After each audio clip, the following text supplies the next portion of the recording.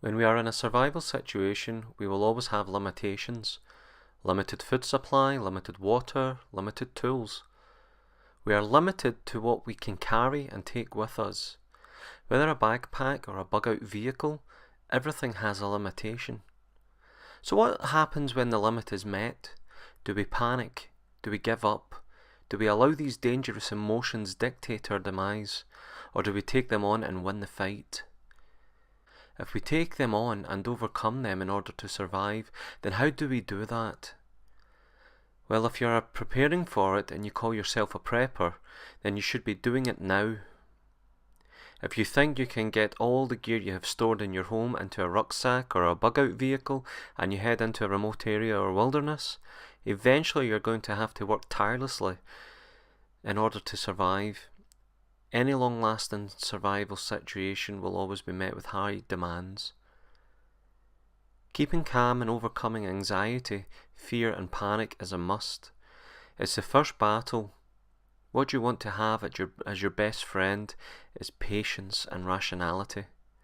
Patience helps us think better and clearly, whereas hastiness will only bring about mistakes. Patience, by definition, is the capacity to accept or tolerate delay, problems, or suffering without becoming annoyed or anxious.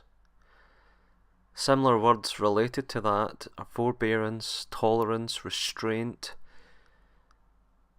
endurance. If you take a moment to really think about such a familiar word as patience, you will see it as the remedy to fight off the negative emotions that will get you killed. The synonyms attached to patience also reiterate the point. So to be patient, tolerant, enduring, restrained, in a psychological sense, means you will be ready to survive well. Where would you put this into practice? The first thing, as already stated, is you should be doing all this now. A prepper is someone who is ready for all situations and acts accordingly. If you are in a situation, then patience is necessary, especially if you have bugged out and are now in the wilderness, for example. You have all that you need in order to survive, from tools and skills. But do you act fast and set up shelter at the first good-looking spot you find? Do you survey and recce the area? Have you mapped out the landscape to track your journey so far? Are there any wild animals to be aware of in the area? Is there a water source, good wood for fire, any good wild foods for foraging?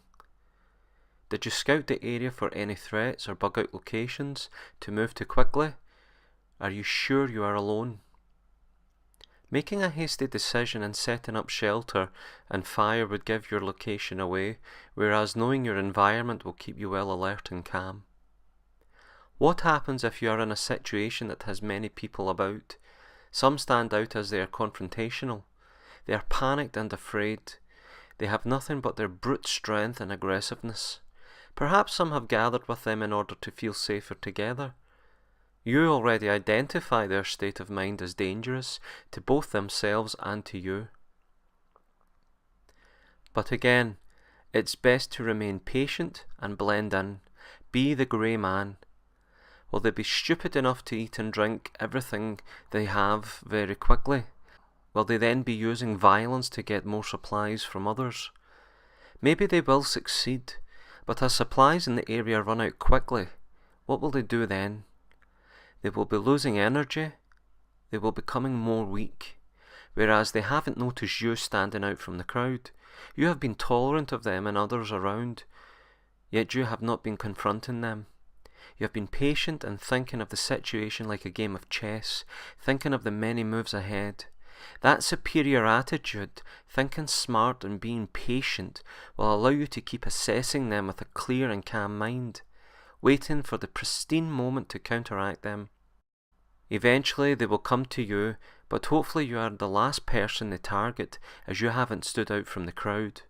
But when they come, you're ready, capable, and have the best method to win. Will they have panicked and acted irrationally and violently? You have been quiet and getting on with the survival situation. You have been observing, thinking of all possible moves. You have been hunting, foraging, fishing, because you have trained for this and they haven't.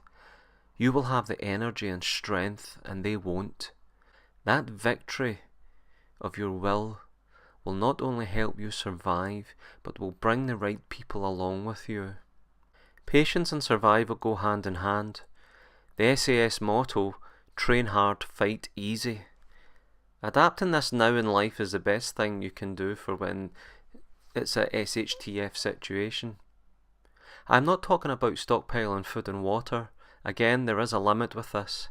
It's good and should be done, but if you have to flee the comfort and security of your own home due to the many situations that can force you to do so, then what are you going to do when supplies run out? The weather and elements are against you, and other people might be the ones who kill you in the end. That's why getting up the hills with the gear on, summit camping, wild camping in the woods, learning bushcraft skills, practice your navigation skills, practice building bushcraft shelters, learn to filter water with what nature provides, learn how to fish and hunt, make traps, learn how to gut animals properly, learn ways of making fire, keep physically fit. Doing many of these tasks will keep you fit for sure, but they will also have you in the best state of mind when the real scenario presents itself. After 5 years of learning this myself, even a fun wild camp with friends has its challenges. Did I forget something? Is the weather so bad it brings a dull mood? Did some of my things get wet and now I'm so uncomfortable I just want to go home? I have learned the hard way, and I believe everyone doing this would be able to say the same. But if you take on the challenges now and learn from mistakes and be ready for the emotions to come, you are better experienced to battle it out and make best use of any given situation. The training is now. You have all these things well practiced and rehearsed, and you keep that patient grey man mentality, and you will have the best chance of survival. Thanks again for tuning in to another video. Please subscribe and give the video a thumbs up if you liked it, and also get discussing below in the comments. I look forward to the new ideas and chat.